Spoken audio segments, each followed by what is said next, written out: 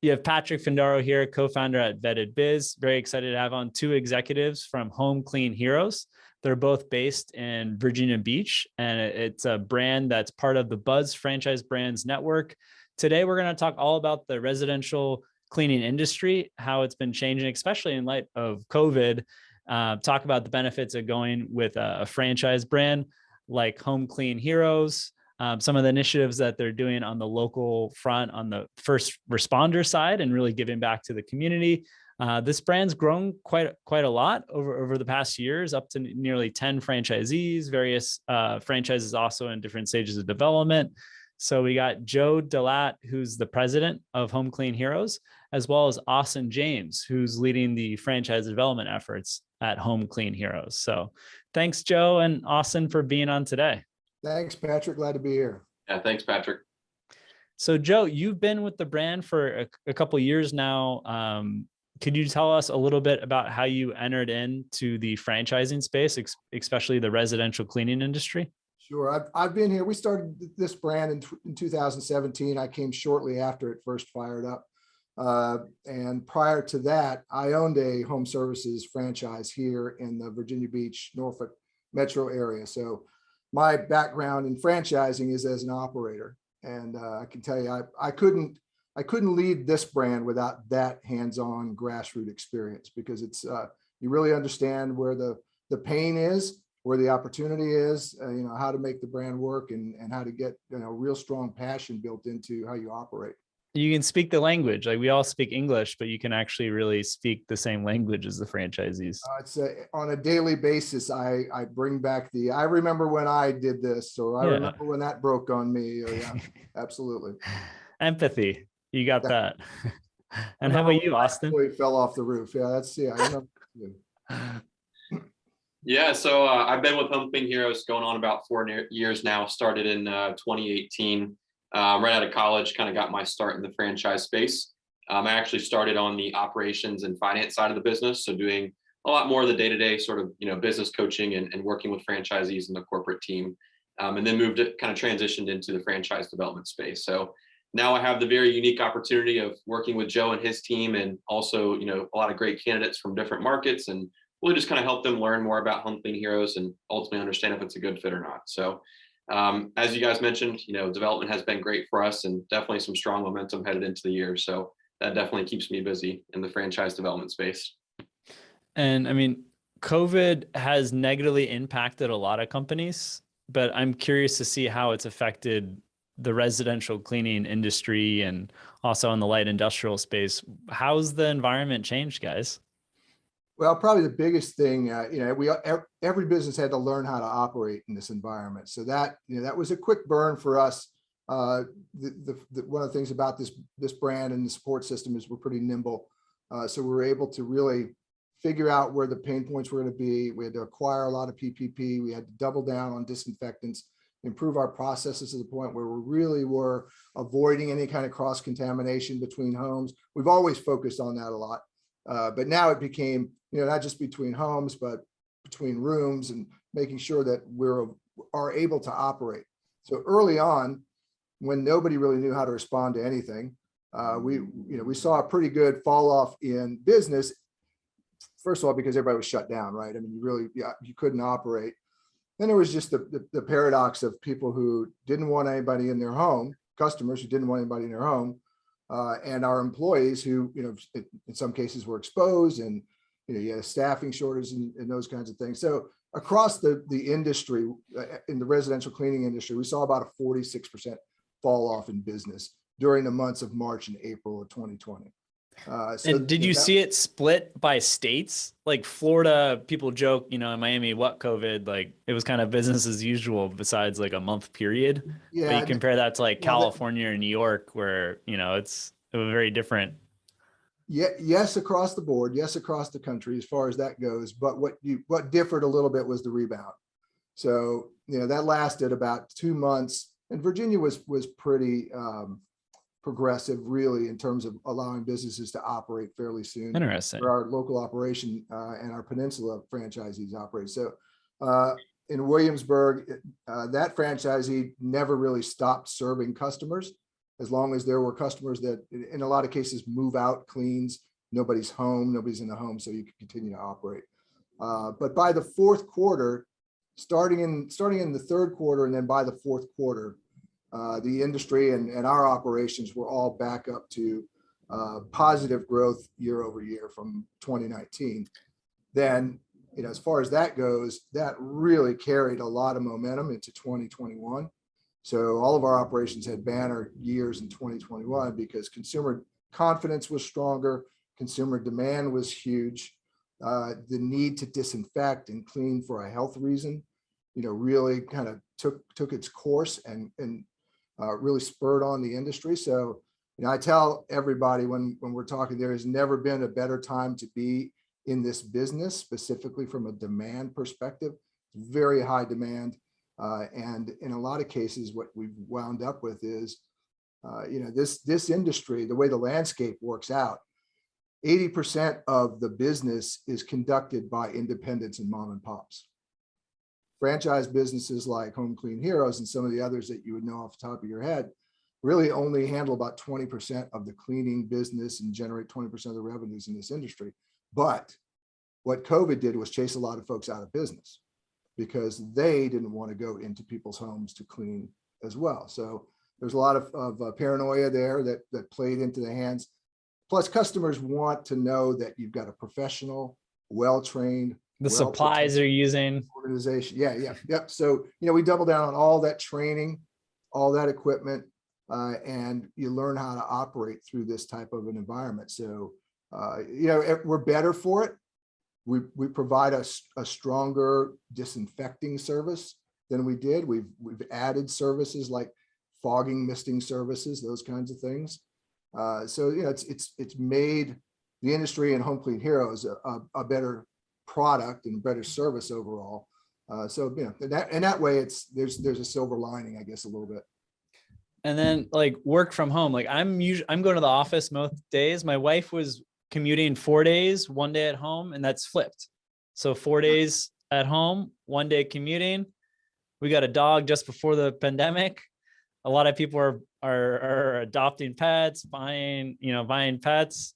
So I imagine just like what has gone on in our household, and now having the cleaner come once a week as opposed to every 2 weeks has probably had a nice change for you guys' business. Yeah, it's a double-edged sword because before COVID, I would say a little bit more than half of our customers did not want to be there when we were there cleaning.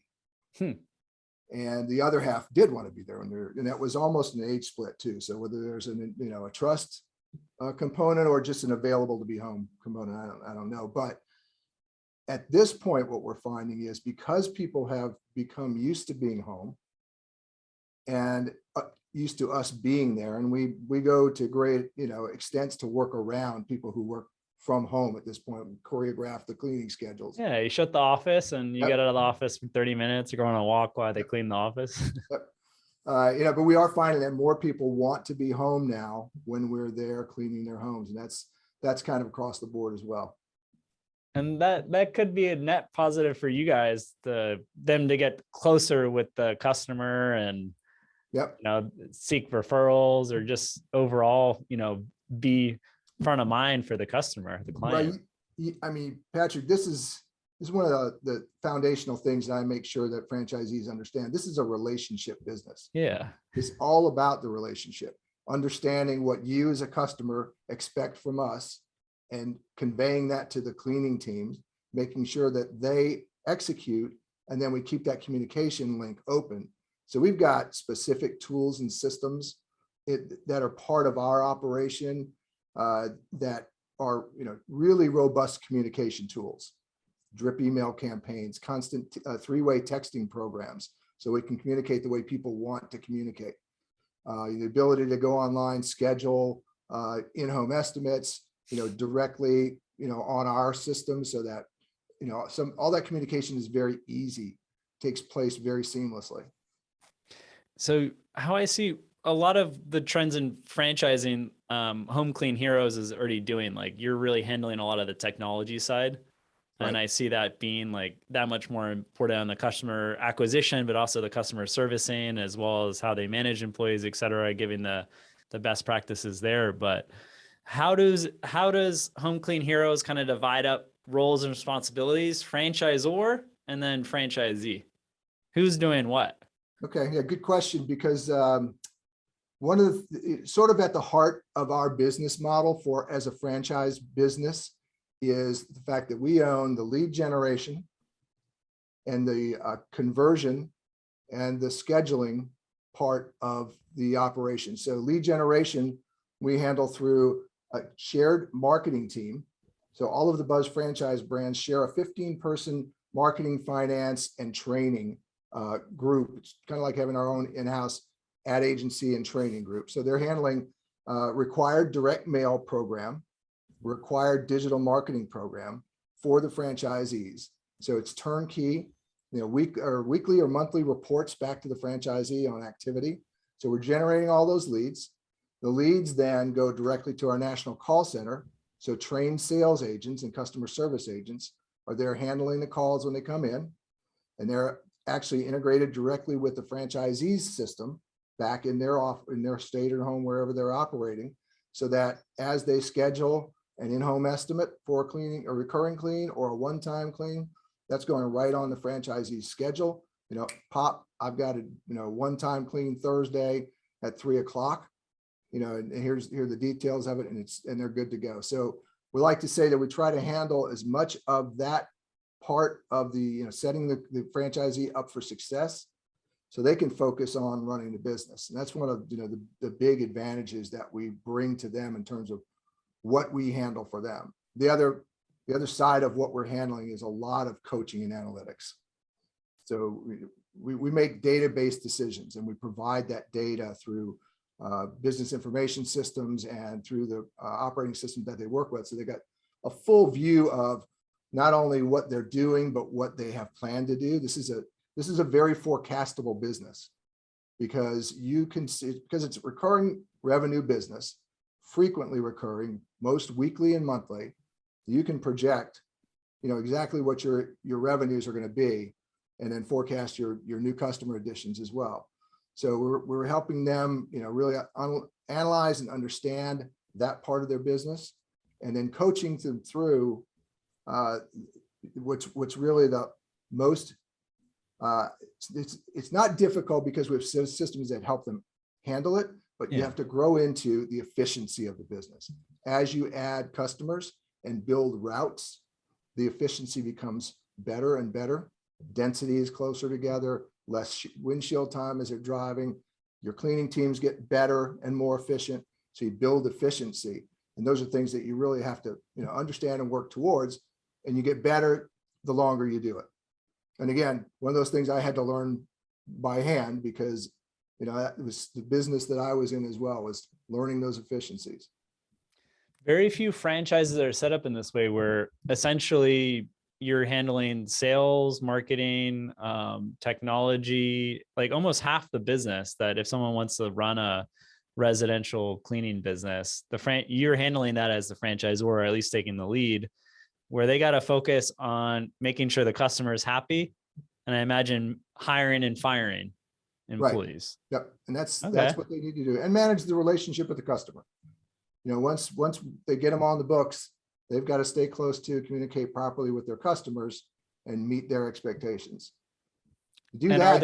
are there ways that you can upsell? Like once you have that customer relationship, because it's much easier to get more it's a lot cheaper to get referral business or to upsell an existing customer. Like, are there different ways that someone running a Home Clean Heroes franchise can continue to grow with the customer?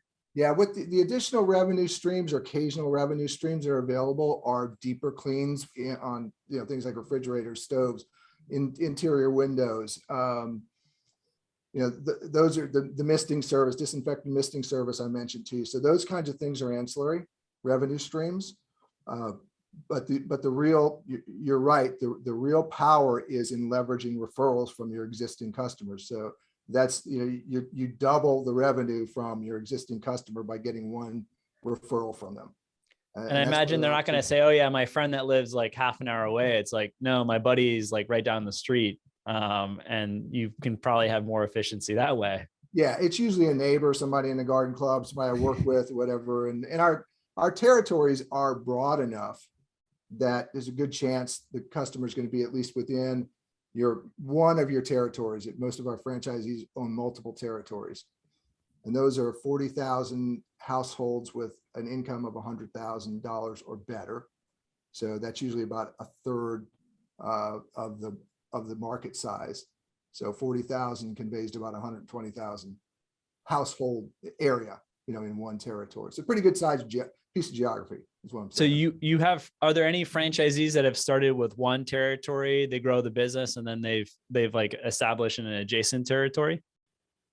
Most of our franchisees are still in their first territory because they've launched within the last year or two. So there's a lot of opportunity in one territory. So they'll agree to be awarded multiple territories because we want franchisees who are in this for the long haul, who want to build a business and build a sizable business. Anybody can go to work as a maid and clean a number of houses, but you need the right systems to build yourself into $1 million, $2 million business. And so what does it look like the first 2 years? Like, I imagine they're managing a team, they're managing cleaners, they're maybe dealing with some key customers or customer issues. Like, what does it look like to be a franchisee over the first 2 years? What are they doing day to day? What are they doing day to day? Well, they're doing all the in-home estimates. That's one thing, but yeah, they're recruiting and maintaining their teams. They're doing the routing and the route efficiency. They're handling, all of the materials and orders, but really the routing and the customer service pieces of it are big pieces of it. But the other thing, the most successful franchisees, the 3 pillars to our marketing strategy. One is our heavy direct mail concentration, digital advertising, which is be found. And the third is the franchisees, what the franchisee owns, and that's their own local marketing. And that's not just running ads in the local paper. That is getting yourself out in the community, get connected to the community, make sure that you're leveraging every opportunity with realtors, property managers, sources of new business. And then in the case of, you mentioned our focus with first responders. So Heroes First program that we have in place commits a portion of every cleaning fee to the first responder organization in the local market through a national partner that we have, the First Responders Children's Foundation. So what that national partner brings to the table is connectivity with all of the first responder agencies in the market, and then a social media and voice that creates that community-based, purpose-based kind of a message for Home Clean Heroes and for the franchisee. So, it's one more thing to leverage in the marketplace, a set of events, opportunities, and ways to give back that the franchisee can connect with. It's very unique.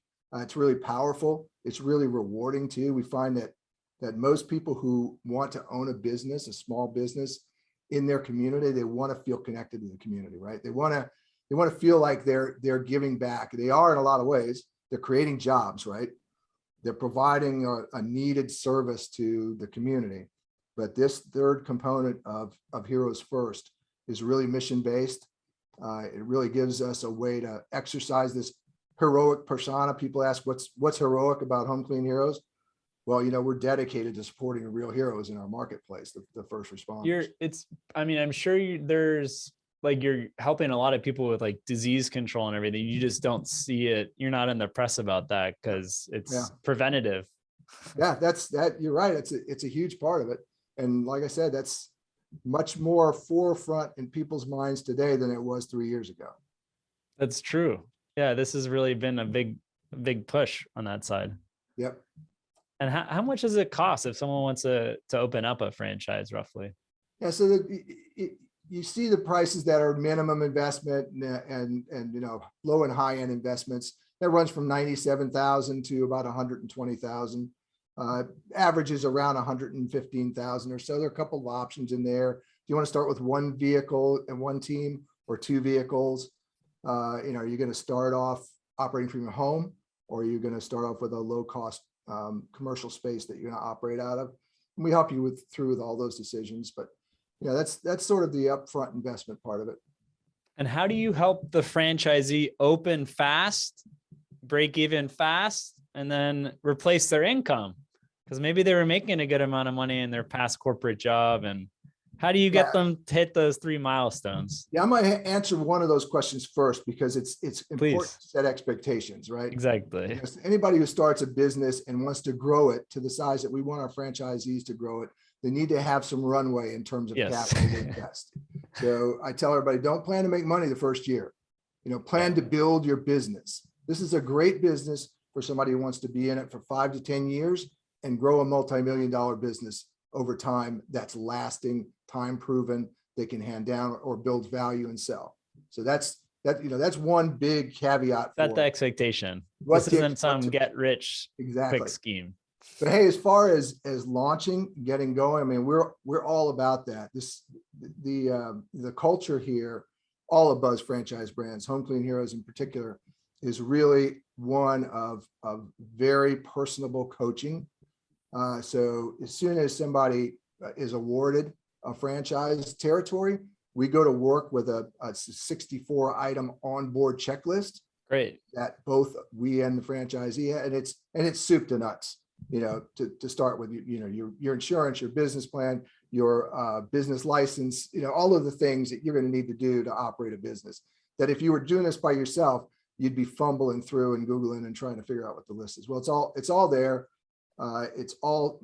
We work together through a cloud-based system, so we're all tracking the same information. Then we get them into that. As we get into that onboard checklist, they'll come to Virginia Beach. Actually, start from home with about 20 hours of online training. Cool information. So all sort of certification based. You're learning about our systems. You're learning about the business. Then they'll come here for 5 days of on-site training, learning the field management software system, learning how to close an in-home estimate, how to conduct and close an in-home estimate. All the nuances of how to operate day to day. And then a big part of that is helping them recruit and train their employees. Harken back one more time to what I learned when I was an operator and franchisee is the brand that I worked for did not have a good training program for frontline employees. Their whole process, and this is true of a lot of franchise companies, and it's something to look for if anybody who's watching or listening to us today. Figure out how you're going to train your people that are going to be running your business on a daily basis, because most franchisees have never done the work that they've purchased a business to serve, or the service to do. So, in our case, what we did when I got on board here is we created a 7-part video online training series and certification program, so that every franchisee can train every employee exactly the same way, know how they're trained, and evaluate them based on how they were trained. And guess what? I mean, employees want that. They need that. Well, it builds respect. I mean, if absolutely. you as the business owner don't know what the best practices are in residential cleaning or even some other home service industry, like how's the employee going to do a good job? And they're not going to respect when you give feedback. Yep. Yeah. So, I mean, that's a big part of it, is then spinning them up, training them to be able to train and evaluate, but then providing the tools and training them how to use the tools when they get back home and get their employees on board. Then the equipment's going to start rolling in. We'll have weekly, daily calls with new franchisees, so we're constantly in touch. And then it's all timed out. So the website, which everything's taken care of for on the website, social media set up, their systems and their operating systems, platforms, telephone systems are all part of the package, part of the process and timeline to get set up. And they're all spinning up to an opening day. The 2 weeks before their opening day, we call friends and family. So we tell them in their training, start collecting a list of everybody you owe something to, and they owe something to you. Those are your friends and families. Those are the ones that you're going to provide a service to at a greatly discounted price or free if they'll let you. But you need to train your employees in a live fire environment, right? You need to train in a live fire environment. get in there, do the in-home estimate with somebody who's friendly to you. So they can give you some honest feedback. Build some confidence. Yep. Yep. And that's an important part, because that's where you really start to build some muscle as an operator. You start to actually do it. And then, at the end of that is your website goes live, your digital advertising kicks in, your direct mail drops. We start pouring in leads, and you start building your business. And then what does that multi-mill business look like, where they've now expanded in a second territory? They've killed it in their first territory. Now they're expanding. Like, is that a 10-person organization, 15-person organization? Yeah, good question. So $1 million business with the metrics in our business is about 300 recurring customers, in that range. 300 recurring customers, you're looking at between 8 and 9 teams of 2 people, so 8 or 9 vehicles. So it's usually two people to a team. How many? Right. Cool. Yeah. We've done a lot of vetting on that, and, figured out where all of the problems are with single, double, triple teams. And is it more like pure like efficiency, or is there like camaraderie with two versus one? Well, yeah, obviously there's camaraderie. There's safety too, right? Because you're putting somebody in somebody's home, and let's face it, you feel safer if you've got somebody else is on your side. Yeah. Or if somebody gets injured, you've got somebody else that can take care. Somebody accuses somebody of something, you've got a witness. So there's always a reason to have another person in there. However, we found that if you get more than 2 in there, somebody's loafing a lot of the time. The 2 are going to carry, 80%, 90% of the weight of what was done in the house, and somebody didn't carry their weight. So it's a lot better accountability with 2 people teams, and better efficiency as well. So someone that didn't go the franchise route and just like opened up their own residential cleaning business, like 80% of the market, like they probably test these solutions too much and waste a lot of money. Oh, absolutely. I mean, that's one of the big benefits, is you've got a proven business model with Home Clean Heroes.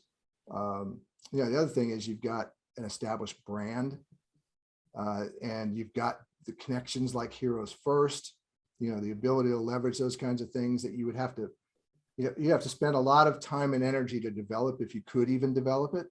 But with the power of a brand behind you, you can really leverage those national relationships in your local market and win in that kind of an environment. What character traits or experience do some of your most successful franchisees exhibit? The most successful franchisees and the fastest growing are owner operators, even if their vision is to be a semi-absentee, or I want to get that to one day. Yeah. And they have their own time frames in mind, but they understand the business because they got in and operated it. Yes. Right. So they know where all the opportunity is and all of the pain and damage is. The other thing that is that they are people persons, so they know how to relate to customers and relate to their employees. But in terms of employees, and this is probably the most important one right now, is they know how to build a culture where employees feel valued, communicated with, treated like adults. I mean, you just think of Maslow's hierarchy of needs, and the foundational, things that I need as a human. I need to be valued. There's no self-actualization unless you have these like needs that get filled. Exactly. Right. So, we preach, I preach, we provide coaching and tools to include employees in the business, in how it's operating, and what's working and what's not working, and treat them as adults. I mean, that's just the biggest piece of advice I give all my franchisees is, if you treat your employees like a piece of machinery, a part of the business that you're pushing out the door, and they're just bringing you checks back at the end of the day, there's no respect, there's no value for the business or for you as a franchisee are trying to build and accomplish. They just see you as greedy. So you've got to include them in the business. You got to build that culture. You got to be a leader that people want to follow, right? And those people will stay with you, and just understand their needs and work towards filling their needs. I imagine the culture and how you treat your employees is that much more important right now in this environment where Miami, I think the unemployment rate's like 3.8%. So it's super tight, and Yeah, well, people are looking around. Even when it was, a higher unemployment rate, it was still a challenging thing to do to keep your staffing where it needed to be. So, we do a lot of evaluation assessment of what the job market looks like on a market by market basis. And, we start employees at $17 an hour in Dallas, whereas in Augusta, Georgia, we can start them at $13 an hour. So it's, we do all that evaluation, working through Indeed, Glassdoor, Career Plug, all these national vendor partners that we have that can give us the research and insight into it. Plus, we just get online and start looking at what everybody's posting in terms of starting price. So we do all that work, that grunt work, to help a franchisee learn where to start out. So they don't have to be testing around. No, it's still you experiment a little bit. And, I can tell you back in October, November, we were having to throw some pretty big carrots out, signing bonuses, that we graduated over a couple months period of time, attendance bonuses, those kinds of things, just, to be competitive in the marketplace. That's pretty much washed through at this point. It's Okay. not necessary. Not necessary. Yeah.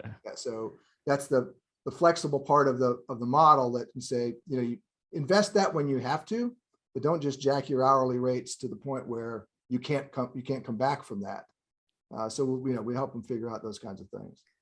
And I imagine, like, all right, you have the costs of employees, which is very significant, and then you also have the supply costs, which have gone up, but probably aren't as monumental costs for your business. But can you pass those increases in costs on to the customer easily, or is there tension? How does that work?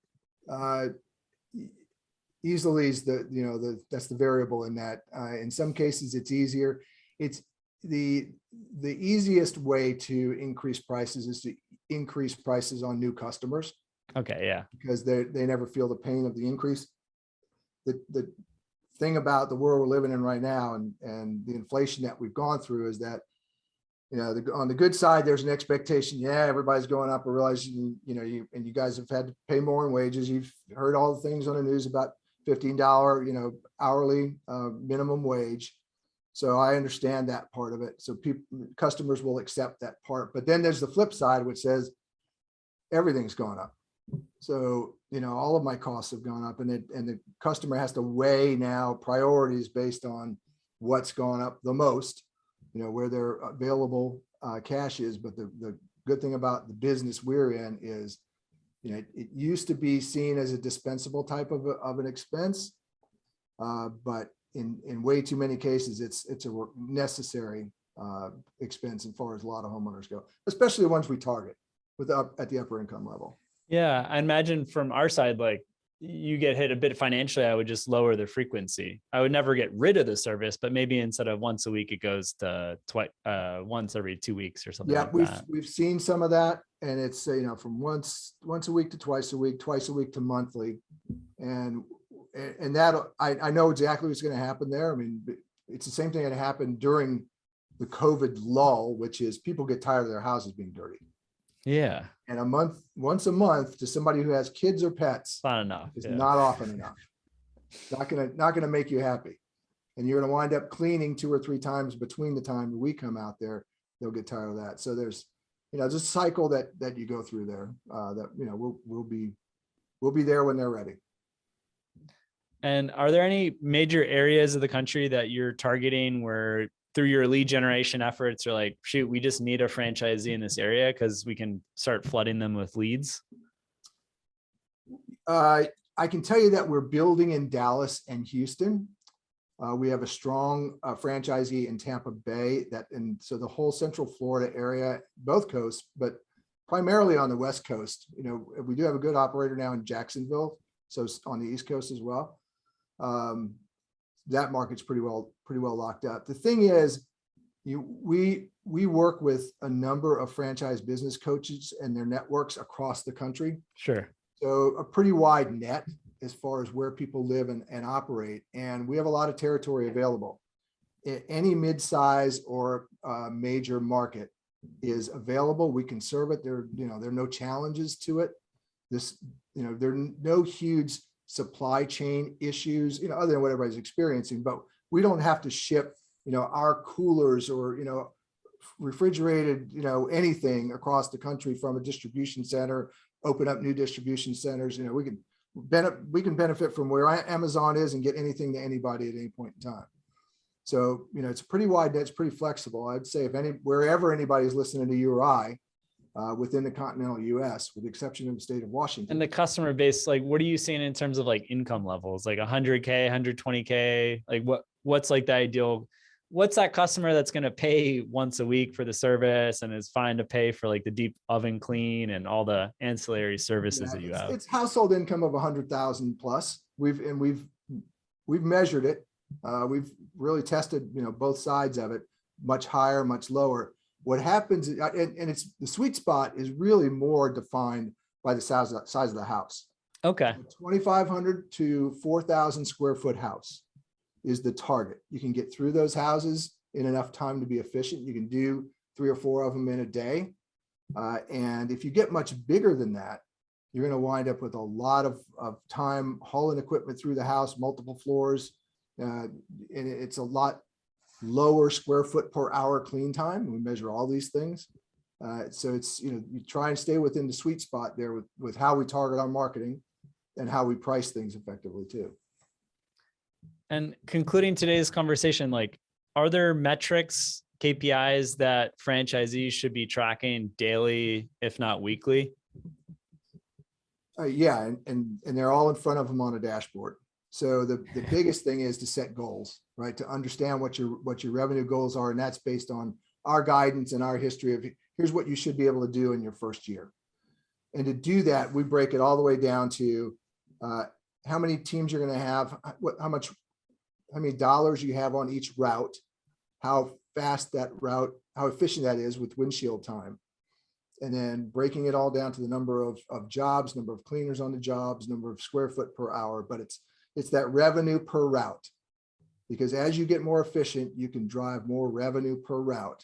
You just slap on another route as you add more homes, build that route to a more efficient level, then you can move to another route. So that's the biggest metric that we track probably on a daily basis. On a big picture, we build plans towards a 60% gross profit margin. So the biggest expense in this model is labor. We try to keep labor costs at 40% or less and gross margin at 60% or better.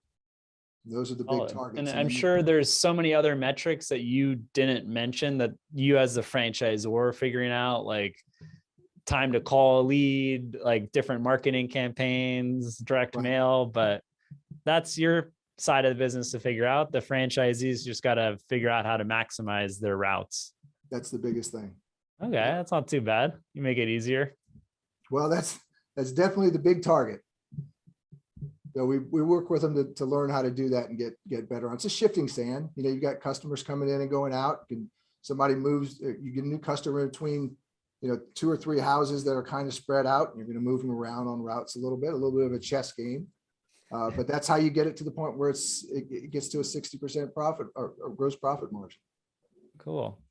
Well, Joe, anything that you'd like to leave behind for those that are listening today that might be considering investing in a franchise or entering in this space for residential cleaning? A couple of points that I made, whether you're looking at Home Clean Heroes or you're looking at any franchisor, make sure that they're a well-capitalized franchisor. They're going to be there with you for the long run. Make sure they've got a culture of coaching and sharing business so that you're not left on your own to run the business. We spent a lot of time developing this model. We want to share it. We want to make sure that everybody stays on it.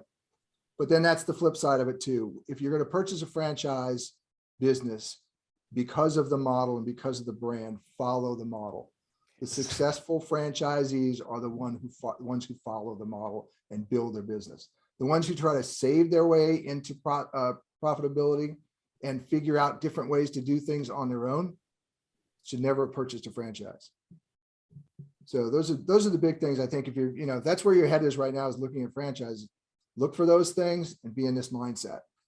That's well said. So the first thing, like financial stability, it's not talked about, but it should be more. Where at Vetted Biz, we have the balance sheet on 2,000 plus franchise brands, income statements. You can see the last 3 years, how they performed. And Right. there's major red flags where there was a franchisor, Burger Ream, where allegedly one of the owners had a Porsche Cayenne on the balance sheet. And it's just like, going through the financials, you can tell this business is not going to be around to support you, and isn't backed by a great investor that's going to keep growing the brand forward. Yeah. Quick story on that. When I owned my own franchise business, it was sold to a larger franchisor, and I realized, this is about 2 years in, I realized that I was in the steep ramp up curve of that business trying to build a lot of franchise units to be more attractive for sale. And I didn't know enough to ask that question or know enough about the franchising industry to know that that's where it was going. But I can tell you right now that Buzz Franchise Brands is actively in the market to acquire and build new brands. So we're in the opposite position. We're in the place of, we're building strength. We're leveraging, privately held company with a strong core number of investors. We're acquiring brands now. We're building our strength. So with any one of our brands, you're coming on board a rising tide. That's a good thing. That's well said. Because I mean, you're signing a franchise agreement generally for 10 years. And if the person that sold you that opportunity is no longer there, I mean, it's a people business at the end of the day. Yep. And Austin, look, he's only 22 years old. So he's going to be around for a long time. Yeah. That's and he's learning under your tutelage. So that's not true. He's a little older than that, but we teach him all the time. We'll definitely be sure to leave the contact information, most likely Austin's, in the call notes. So if anyone's interested in exploring Home Clean Heroes franchise opportunity, maybe weighing a few different home service brands or thinking about just going out on your own, definitely worth a check. And yeah, appreciate both you guys being on today. Yeah, appreciate the opportunity. Yeah, thanks, Patrick. It was a great conversation. Thanks.